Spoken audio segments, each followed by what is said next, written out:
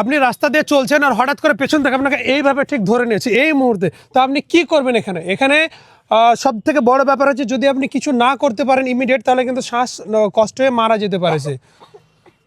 তাহলে যদি আপনাকে ঠিক এইভাবে ধরে, যতটা পারা যায় আপনি ওর হাতকে প্রেস করে নিচের দিকে টেনে থাকুন এইভাবে। ও টানো, তারপরে ও চেষ্টা করছে কিন্তু পারছে না। এটা কিন্তু আমার হাত যদি গ্যাপিং করি তাহলে কিন্তু এটা হবে না, তাহলে ও ইজিলি ও টেনে পুশ করে নেবে আমাকে এইভাবে। তাহলে কি করবো আমি, এটা আমি আমার বডিতে এইভাবে টাচ থাকবে হাত, আর নিচের দিকে এইভাবে টানবো, ঠিক আছে? আর রাইট হ্যান্ড কি করবো, আমার ওর এলবো আছে, এলবোতে এইভাবে পুশ করবো ঝটকা দিয়ে, ওকে? তাহলে কি হলো, এইটা যদি আমি প্রেস করি তাহলে কিন্তু আমার ওর এলবো জয়েন্ট কিন্তু ভেঙে যেতে পারে। এখানে রিস্ট জয়েন্ট আছে, পেন হচ্ছে। তাকে পাঞ্চও করতে পারেন কিন্তু তার হেডে, যেমন মাথার পেছনটা very sensitive. Thank you for watching this video. Hopefully আপনাদের ভিডিওটি ভালো লেগেছে। আর যদি আপনাদের কোনো ইনকোয়ারি থাকে অবশ্যই কমেন্ট করে জানাবেন। Thank you very much for watching this video.